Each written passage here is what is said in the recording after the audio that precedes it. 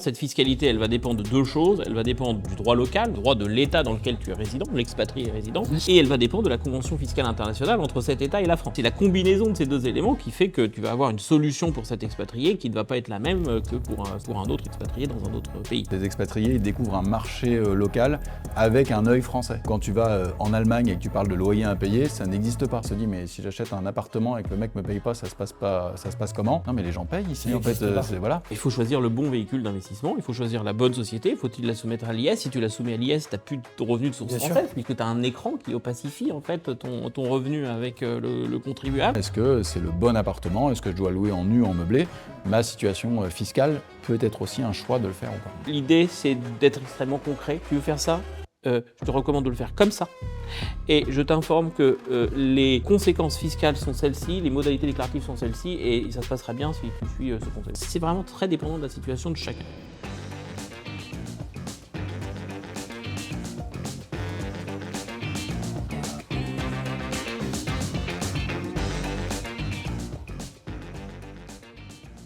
Bonjour à tous, aujourd'hui je suis avec Maître Nicolas Message du cabinet FTPA, structure dans laquelle tu es associé, et Pierre-Emmanuel Jus, directeur associé chez Maslow. Bonjour Jules. Aujourd'hui on est tous les trois ensemble pour parler de comment est-ce que j'achète de l'immobilier depuis l'étranger. Avant, est-ce que tu peux te présenter? Avec plaisir, merci. Bonjour Jules. Donc je suis Nicolas Message, associé d'un cabinet d'avocats parisien qui s'appelle FTPA Avocats. Notre cabinet compte 80 avocats approximativement, une dizaine fiscalistes. On fait bien sûr du droit des affaires en général, de l'immobilier, tout ce qui est contractuel. Voilà, en quelques mots. Et on a un réseau international grâce auquel on intervient donc, dans les pays de situation probablement de nombreux de vos clients. Pierre, est-ce qu'on a besoin de te présenter? Non, on n'a pas besoin de me présenter, mais... Tu peux peut-être nous expliquer pourquoi justement on a invité Nicolas. Et pourquoi est-ce qu'on a invité Nicolas aujourd'hui? Est-ce que nous, on travaille déjà avec lui dans la structure Maslow? Pourquoi on a invité Nicolas aujourd'hui? C'est parce qu'aujourd'hui, Maslow.imo, c'est une solution digitale pour investir dans l'immobilier. Donc évidemment, la majeure partie de nos clients sont français, la quasi-totalité, mais on a aussi des Français qui habitent à l'étranger ou dans les dom-toms. C'est presque 30% de nos ventes aujourd'hui. Et à un moment donné, on s'est retrouvé dans des cas complexes, notamment l'année dernière, au Canada, aux États-Unis, en Thaïlande, en Europe, mais aussi avec un client qui avait un contrat luxembourgeois, une nationalité italienne, une résidence principale belge. Et à un moment donné, les clients, ils nous posent des questions. Et moi, je suis capable de dire, on est capable de dire chez Maslow, voilà ce que c'est qu'un bon investissement immobilier. Mais par contre, la fiscalité de l'autre bout du monde, comment les gens on avait besoin d'aide. Et on a fait appel à Nicolas, qu'on connaît, que notre patron connaît. Il nous a bien aidé, il a éclairci des situations et on trouvait hyper intéressant de pouvoir l'inviter aujourd'hui, quoi. C'est clair. C'est surtout aussi la volonté de chez Maslow de pouvoir s'entourer d'une équipe pour accompagner le mieux possible le client et pas de sortir de son domaine d'expertise. Et donc Nicolas, on sait qu'il a un domaine d'expertise dans lequel il est hyper pointu. Et nous, ça nous permet de valider cet investissement avec nos clients. Nicolas, avant de parler de Français à l'étranger ou d'expatriés, est-ce qu'il peut y avoir différentes familles d'expatriés? Est-ce que... Il y a surtout les non-résidents fiscaux de France. Exactement. Tu as pas vraiment de différence entre un étranger non résident de France et un Français non résident de France. Okay. Le Français non résident de France, sa perspective, c'est probablement d'être attaché à la France de cœur et d'avoir une vision, je dirais, à court, moyen ou long terme d'investissement en France, dans l'immobilier, préparer sa retraite s'il revient, peut-être y faire étudier ses enfants. Voilà, c'est ça, c'est ça la différence, mais elle est plus psychologique que juridique et fiscale. Est-ce qu'il y a une différence? Pour nous, en tout cas, il y a une différence. Et, par exemple, je suis expatrié avec un contrat local. Oui. Je suis expatrié avec un contrat français. Oui. Est-ce que là, justement, tu peux un peu nous préciser si, fiscalement, il peut y avoir des points... Oui, il peut y avoir des points importants de différence. Quand tu es expatrié avec un contrat français, tu as bien sûr des liens de rattachement avec la France importants. Tu restes rattaché juridiquement aussi par le lien de subordination et fiscalement puisque l'entreprise qui te paye est française avec la France. Simplement sur le plan purement fiscal, ton imposition est à l'étranger et tu restes donc bien non résident fiscal de France sur le plan français. Voilà. Ok. Donc ça, c'est hyper important parce que alors souvent, notre clientèle, donc on l'a déjà dit chez Maslow, c'est une clientèle plutôt jeune, moins de 40 ans. Les gens aujourd'hui, ils ont entre 25 et 44 ans, nos investisseurs.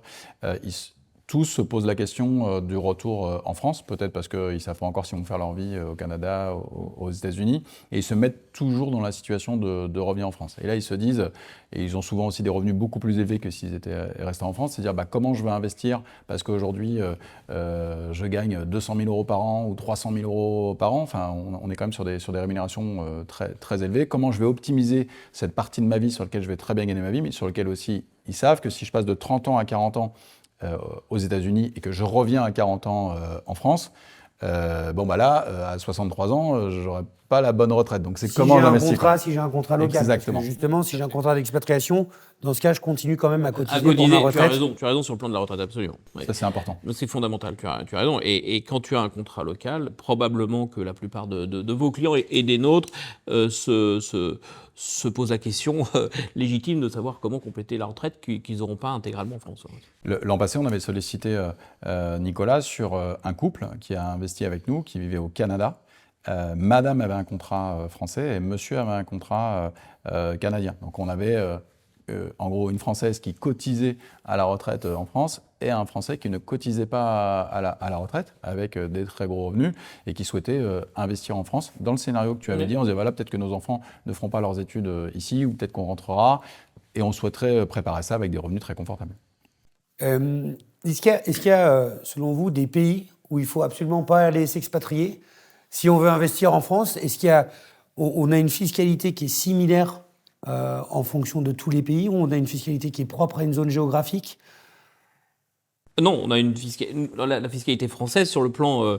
Alors, on a une fiscalité française sur le plan de l'immobilier qui est assez lourde à certains égards, mais pas pour toutes les impositions, et notamment en France, on a une fiscalité très avantageuse sur la location meublée. On le sait. On va peut-être pas non plus faire trop de publicité parce que le législateur pourrait se saisir de ce sujet, mais la fiscalité de la location meublée en France est l'une des plus avantageuses de notre monde. Pourquoi ? Parce que les bases d'imposition, du fait des amortissements notamment, sont nulles, ou quasiment nulles.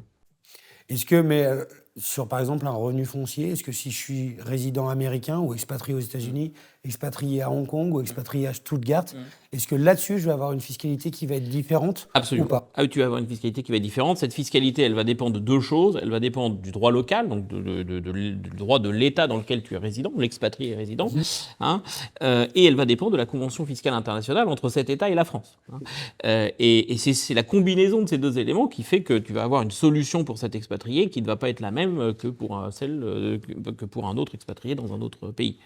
Petite subtilité pour les États-Unis, tu as une fiscalité fédérale et tu as aussi les États. Tout à fait. Donc c'est-à-dire que bonjour, je suis aux États-Unis, Nicolas va me dire c'est sympa, mais il est où ton ami? Il est au Delaware ou il est à New York? Bien sûr, c'est le cas qu'on retrouve aussi avec la Suisse, avec le canton de Genève, le canton de Vaud, où je suis imposé directement à la source ou pas.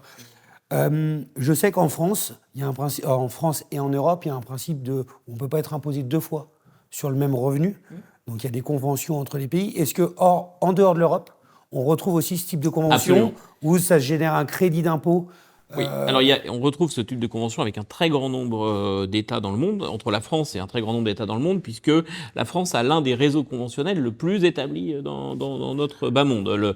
On a plus de 100 conventions fiscales internationales en vigueur et qui s'appliquent et qui évitent justement les doubles impositions. En matière immobilière, il y a, je dirais, deux façons d'éviter la double imposition qui sont prévues par les conventions fiscales internationales.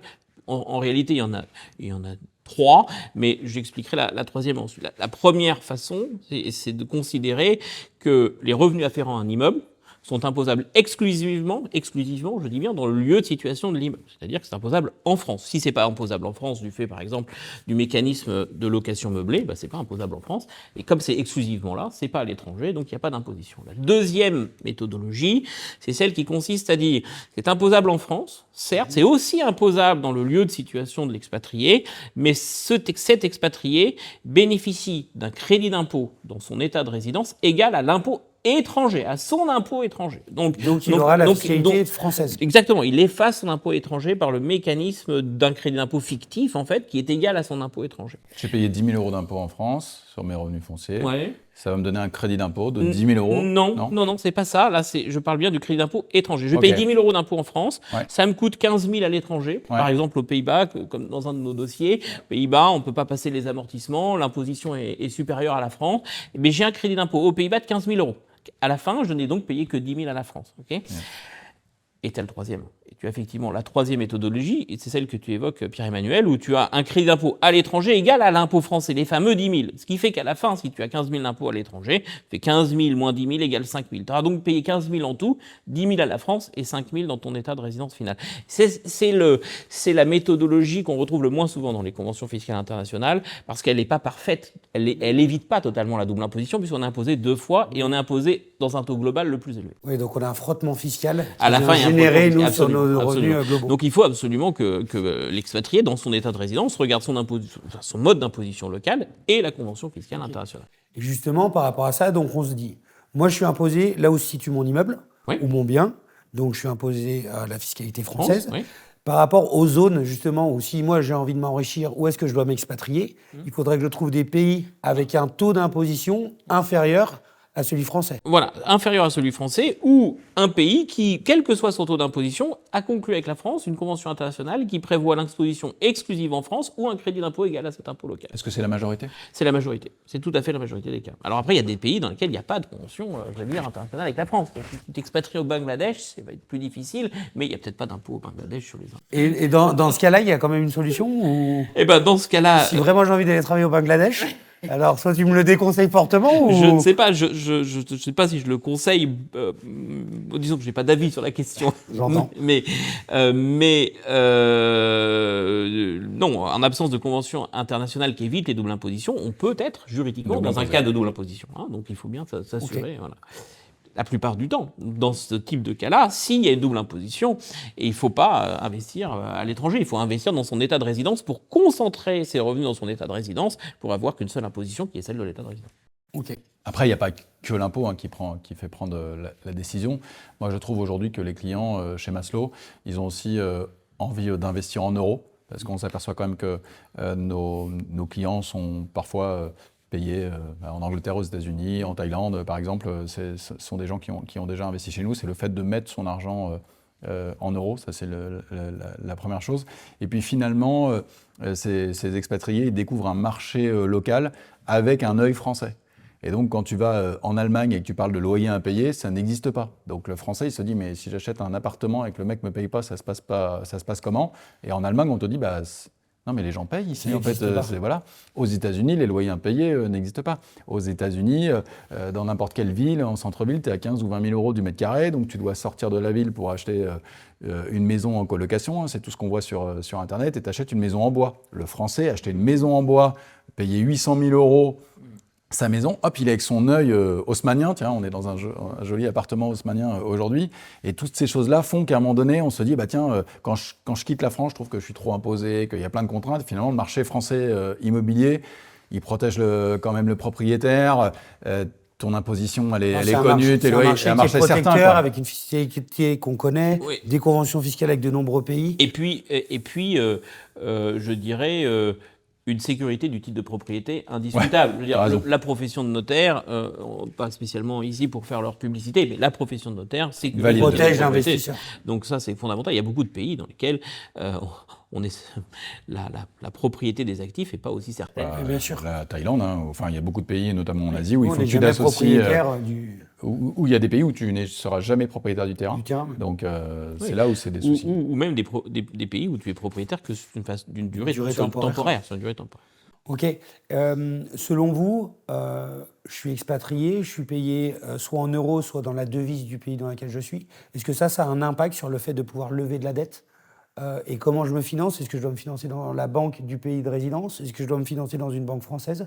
Est-ce que ça, vous, avec le recul que vous avez, qu'est-ce que vous pouvez dire sur ce sujet-là? Je dirais que si nous, on interroge Nicolas, ça sera plutôt sur la structure juridique, par rapport à la situation familiale du client, ses besoins de transmission, etc. Est-ce qu'il faut qu'il monte une structure ou pas? Donc là, on va plutôt renvoyer la balle à Nicolas en disant, voilà, est-ce que notre client, quelle est la meilleure solution? Ou plutôt, quels sont les scénarios? Nous, on est là pour donner le bon niveau d'information au client et c'est toujours lui qui valide. Ça, c'est sur la partie structure juridique et achat. Après, sur le financement des expats aujourd'hui, il est très spécifique. La banque va vous prêter de l'argent, il faut qu'elle prenne une garantie. Et donc, c'est sûr que si tu travailles aux États-Unis, je ne peux pas saisir sur ton salaire comme ça. Donc, les banques ont aujourd'hui des services dédiés aux expats et donc le coût de la dette est un peu plus cher, mais je peux y revenir aussi parce qu'on a un coût de la dette qui est pas cher en Par France. rapport à d'autres pays, on parlait des États-Unis tout à l'heure. Là, ils empruntent à 8% aujourd'hui, les Américains, en taux révisable, et nous on emprunte à 3,5% en taux fixe. Donc c'était mieux, ils comprennent assez vite. Mais c'est vrai que le niveau d'apport personnel ou le niveau de garantie, par exemple, tu me parlais d'argent à l'étranger, la banque peut dire vous achetez 200 000 euros, je vais vous prêter 200 000 euros, mais je vais vous demander 100 000 euros d'apport. Bon, pas toujours optimisant. Ou alors, je vais vous demander 100 000 euros dans mes livres en France, en euros. Là, c'est peut-être là où je peux t'apporter la réponse par rapport à ce que tu disais, par rapport à mes bahts thaïlandais ou mes dollars, quoi. Tu parlais justement de structures juridiques, peut-être dans lesquelles on logeait un investissement. Selon toi, c'est plutôt ta spécialité. Est-ce qu'il y a une structure idéale quand je suis expatrié? Je pense connaître d'avance ta réponse. Non, la réponse est non. Est-ce que tu peux peut-être nous donner 2-3 pistes Oui. justement de structures qu'on peut monter ou de sorte de montage idéal ou un petit peu premier montage à faire? Oui, alors c'est vrai que l'avocat recommande généralement de créer une structure française d'acquisition d'un immeuble en France. Plein de raisons. La première, c'est peut-être faciliter, tu le disais, je crois Pierre-Emmanuel, faciliter la capacité d'emprunt de cet expatrié, parce que ça. Parce que ce serait du coup la structure qui lèverait la dette. C'est la structure qui lève la dette. L'expatrié. Pas de normes HSF, etc. Voilà, oui, c'est ça. La deuxième chose, c'est que ça francise le sujet et notamment la déclaration fiscale. C'est la société qui va faire sa déclaration fiscale. C'est une déclaration fiscale française faite par une société française en France, évidemment avec une conséquence fiscale et internationale du fait de la possession de cette structure. Mais sur le plan administratif, sur le plan déclaratif, ça simplifie beaucoup les choses. Je dirais qu'ensuite, et c'est là où c'est quand même plus important encore, c'est la capacité pour l'expatrié de transmettre cet actif alors qu'il est encore endetté. S'il a négocié correctement son emprunt bancaire et son contrat de crédit, il lui est permis de transmettre la nue propriété de cette société à ses enfants, alors même que l'actif net de la société est encore très faible puisqu'il y a une dette en face. Bon. Donc forcément de ne pas se soumettre aux droits de donation ou de succession de façon importante en France, alors que s'il n'y avait pas cette société-là, il faudra attendre que la dette soit remboursée pour pouvoir transmettre l'actif en pleine valeur. Donc là, l'idée, c'est de pouvoir démembrer les parts de cette société. C'est ça. À une valeur qui est inférieure à la valeur réelle.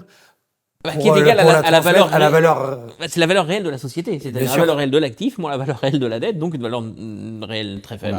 On avait fait un épisode avec Maître Gérard. Un podcast sur justement ce qui était démembrement et donation. Et ça, c'est je veux dire, la création d'une structure sociétale en France est indispensable pour ce sujet-là. Ensuite, il y a la protection familiale, la protection du conjoint survivant, s'il y a un décès, voilà. Ça, c'est toute la partie positive. Il y a aussi le fait que je pars aux États-Unis, je me marie à une Américaine, je divorce. Voilà, il y a aussi le fait de pouvoir séparer aussi les biens, les transmettre aux enfants. Il faut aussi avoir un horizon de placement qui peut être... il peut arriver plein de choses dans ta vie, donc c'est protecteur. Et là-dessus, Nicolas, plutôt SCI, SARL de famille, est-ce qu'il y a des structures plus adaptées à l'expatriation ou pas? Non, je dirais pas plus adapté à l'expatriation. Plutôt au type d'actifs qu'on va mettre dans cette structure. Plutôt type d'actifs. Sur les sociétés, je veux dire, on a un panel de sociétés en France assez large. Il ne faut pas se tromper de société. On ne peut pas prendre une SCI et faire de la location meublée, ou alors on est assujetti à l'IS. Peut-être que ce sera un choix, mais il faut le savoir. On ne peut pas faire une SARL de famille et faire de la location nue. Donc, voilà. C'est là, excuse-moi de te couper, mais c'est là où justement... Nous, on travaille tous les trois ensemble. C'est que nous, on est capable d'aller sourcer une offre, de garantir des loyers, de trouver la bonne opération. Et toi, tu nous aides justement à trouver quelle est la bonne structure. On parlait d'IS ou d'IR. Ouais. Comment est-ce que je la construis? Quel type d'actifs je vais mettre à l'intérieur? Donc c'est pour ça que c'est cette équipe-là qui garantit à nos investisseurs. Nous, on est là pour écrire des scénarios. On est là pour apporter le bon niveau d'information à nos clients. Ça, je pense que c'est le plus important. Après, sur les expatriés, il y a un sujet qui est hyper important, c'est depuis quand ils sont partis. Parce que nous, il y a beaucoup de règles qui changent. Et c'est vrai qu'aujourd'hui, celui qui est parti il y a 5 ans, les DPE, il ne sait pas ce que c'est, l'encadrement des loyers, il ne sait pas ce que c'est, le plafonnement, enfin, il a oublié tout ça ou il ne connaît pas, sauf s'il est branché et qu'il regarde le 20h de TF1 pour se dire qu'est-ce qui se passe en France. Et tout ça, nous, on a ce rôle-là en disant, par rapport au moment où vous êtes parti aujourd'hui, le bon investissement immobilier, tiens... Je suis lyonnais, je veux investir à Lyon, est-ce que c'est toujours intéressant, etc. Nous, on va lui dire, attention, tiens, Lyon, aujourd'hui, tu as l'encadrement des loyers, tu as plein de choses. Finalement, on va regarder à Lyon les villes qui sont en première couronne, sur lesquelles tu vas pouvoir profiter du marché, mais éviter les ennuis. Donc, je pense que ça, c'est des choses sur lesquelles nous, on a un vrai rôle à jouer. Maslow, on est là pour scorer le bon investissement immobilier, rassurer les gens, mettre des verrous sur les portes, mais aussi apporter le bon niveau d'information sur tout ce qui a changé. La fiscalité, elle était plutôt stable ces dernières années, il n'y a pas eu de grands changements. Là, on va peut-être avoir des choses qui vont changer. Donc là, on a besoin de se dire, tiens, la fiscalité à l'IS, elle n'a pas bougé depuis des lustres, la flat tax, ça n'a pas bougé depuis 7 ans, il y a plein de choses, il y a peut-être des choses qui vont changer. Et là, on a besoin de la mise à jour, on a besoin de l'accompagnement, de comment j'achète, comment je loue, nu, meublé. Ouais. Là, aujourd'hui, tu le disais, il y a une niche fiscale qui est extraordinaire. Donc, mon appartement, est-ce que c'est le bon appartement? Est-ce que je dois louer en nu, en meublé? Ma situation fiscale peut être aussi un choix de le faire ou pas. Oui, bien sûr. Tout à l'heure, en préparant le podcast, je te posais une question, c'est je vis et je suis payé à l'étranger, mais j'ai des revenus encore en France, des revenus par exemple fonciers. Je loue ma résidence principale, il y en a plein. Je loue, et parce que c'est souvent le cas, nos clients, je suis propriétaire de ma résidence principale, je suis parti à l'étranger, donc je loue cette résidence principale, j'ai des revenus en France, mais je suis payé à l'étranger, j'ai des revenus à l'étranger. Au niveau de mon imposition, auprès de qui je déclare, comment je suis imposé. Non, ça, c'est sur le plan déclaratif, c'est souvent un casse-tête, hein, mais dans la situation que tu évoques, évidemment, l'expatrié va faire une déclaration de ses revenus à l'étranger, incluant l'ensemble de ses revenus mondiaux, s'il y a une règle de mondialité de l'imposition sur le revenu dans son état de résidence. Donc, ça inclura bien sûr ses salaires locaux, ça inclura peut-être aussi ses revenus français. D'accord ? Bon, et donc il va vivre sa vie d'imposition locale classique. Et puis ensuite, en France, ou je dirais parallèlement en France, il fait sa déclaration des revenus de source française uniquement, puisqu'il est non-résident fiscal de France, il n'est imposé que sur les revenus de source française, donc pas ses salaires, pas ses autres choses. Et sur les revenus de source française, il y a bien sûr dans ton exemple donc le revenu foncier ou le revenu afférent à l'immeuble français. Et donc avec les règles d'imposition, qui sont des règles d'imposition, je dirais, pour la détermination des bases, les mêmes que celles applicables aux Français, mais avec un taux d'imposition qui n'est pas forcément celui applicable aux Français, puisqu'il y a un des taux minimums d'imposition, c'est que le taux est de 20%, bon, si tu as moins de 27 000 de mémoire euros de recettes, 30% si tu as plus de 27 000 de recettes. Voilà. Puis après, si ton taux moyen d'imposition en fait, excède 30%, tu as le barème progressif. Donc si c'est des gros revenus de source française, ça peut être plus que 30%. Ok.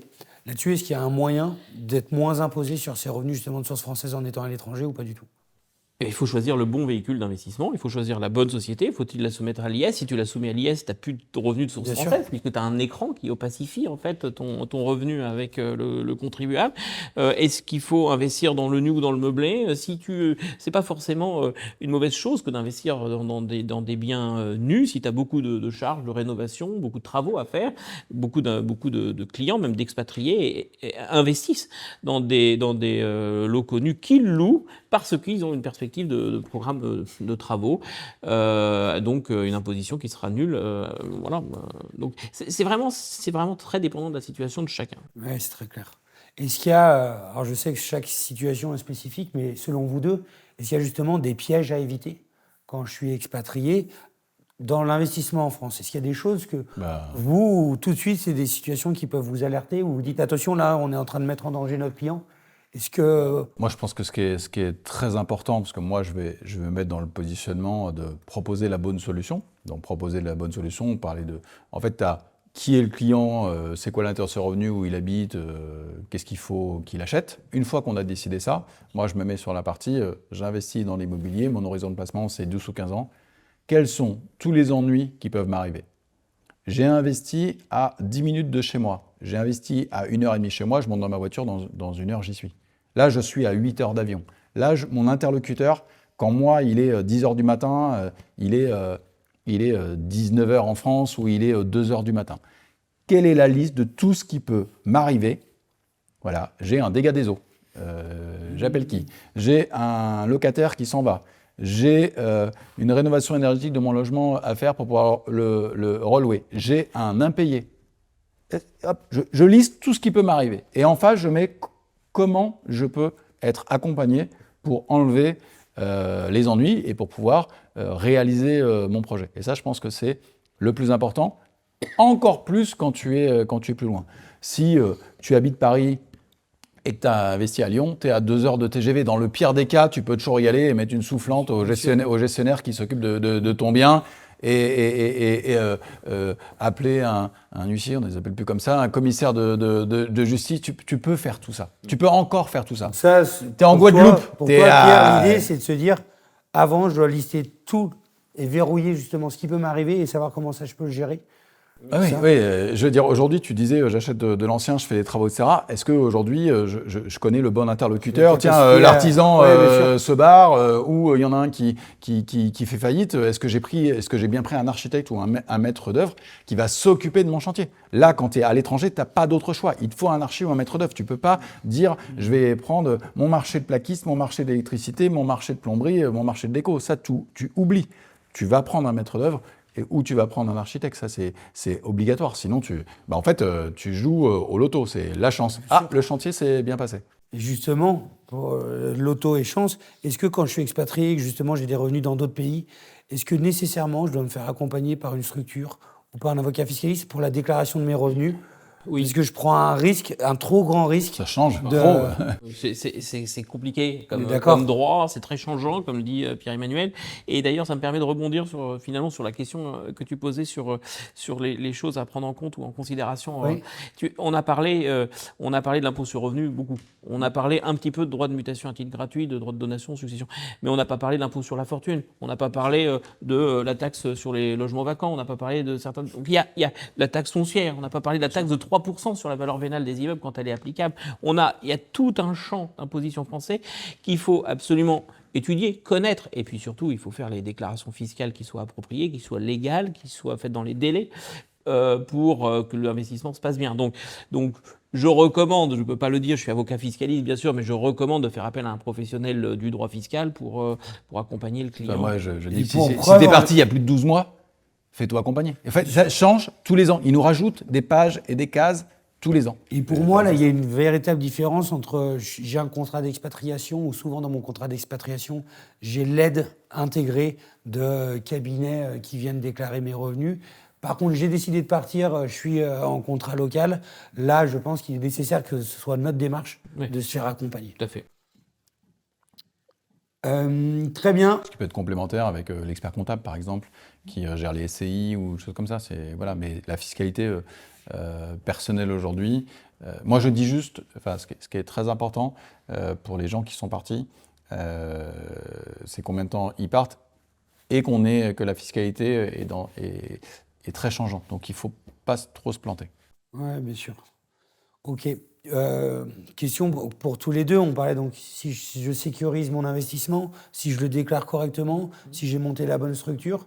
Est-ce que d'être expatrié, ça m'apporte des plus hauts rendements que si j'avais fait cet investissement en étant français en France? En nu, oui, puisque voilà. En meublé, non, mais. Oui.